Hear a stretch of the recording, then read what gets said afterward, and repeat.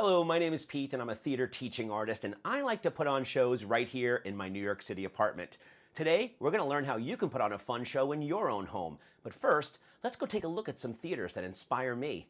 This video is part of the Kennedy Center Education's online collection, Teaching Artists Present, where teaching artists from all over the country lead arts activities that you can do from the comfort of your home. Here we are, the Theater District, Broadway, Times Square. There are so many different kinds of theaters here where so many different kinds of shows happen. This is a theater where eager audiences go when they're looking for a good story. On the day of the show, the audience goes through the lobby. They show their ticket. An usher takes out a flashlight, shows them to their seat, when suddenly the house lights go down and everyone gets excited because they know the big show is about to begin. And then the curtain goes up, the lights come on, and we see a set, which lets the audience know where the story is taking place. Then the actors come on stage and the show begins. And when the play is over, the actors take a bow. The audience applauds. Wow, thank you.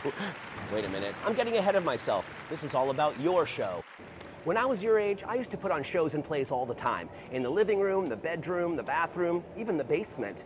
Putting on a play is just like playing with your friends or toys, only this kind of play is all planned out for an audience. I bet you like shows, and I bet you like to play. Well, guess what? You can put on your own show for your friends and family.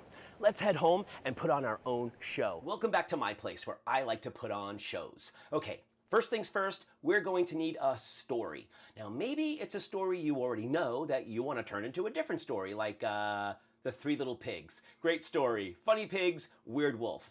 But I don't have any pigs or a wolf here in my apartment, so I'm just going to use some stuff from the kitchen to become pigs and a wolf. A bottle cap and a marker, and I'm a pig. Gloves, tongs, I'm a wolf. Or maybe the characters in your show can be puppets made out of anything, like these three pigs and this wolf. Okay, now it's time for the set. Our three pigs live in three houses made out of three different materials. The first pig lives in a house made out of straw, so I made a house out of a box of straws. The second pig lives in a house made out of bricks, so I made it out of a box that looks like a giant brick. And the third one lives in a house made out of sticks, so I made that house out of pretzel sticks, because then I can eat them afterwards. And our story could definitely use some objects or props to help tell the story. Let's say the straw house is haunted, so we can make a ghost out of a tissue. And let's say our brick house is inhabited by a rock star pig who sings into a microphone. And let's say our stick house just needs a garage. Now, what's the plot? What's the story about? It's about me blowing down the pigs' houses. Yeah, but in my story, the wolf wants to move into the pigs' houses. Home sweet home. Yeah, but what are the kids gonna do in their homes? Put on a show. Oh, it's like the wolf read my mind.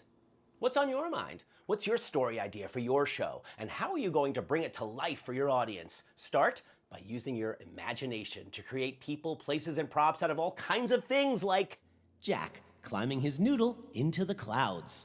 Snow White and the Seven Toys. The Little Merman. We grown-up theater makers use our imaginations to bring big stories to life on big stages all the time. And you can use your imagination to bring your story to life in your own home. Okay, you have your story and your set and your characters and your props, but we're not quite ready to put on the show yet, because you need to become the director. The director is the big cheese, the one who puts it all together on the stage. And as the director, there's a lot to think about, like who's going to be in the show?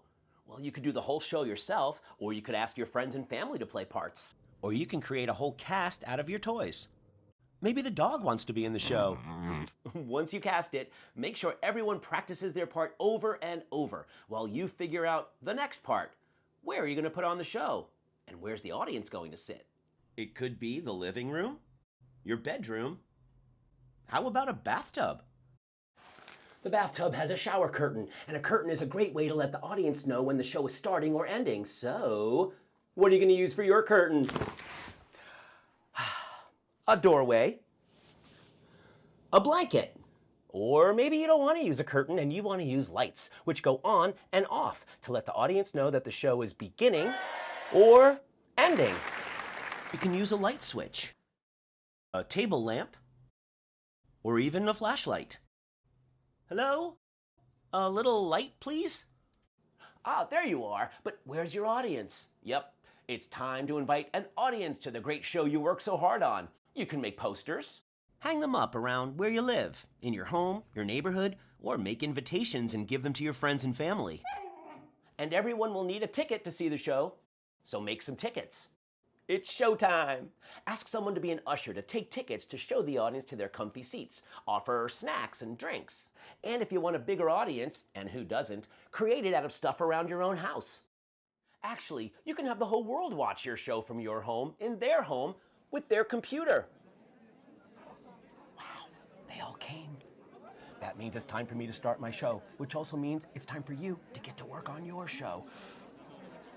Wish me luck. I hope you enjoyed this video, and I hope you'll enjoy other videos in the Kennedy Center Teaching Artists Present collection. Thanks for watching.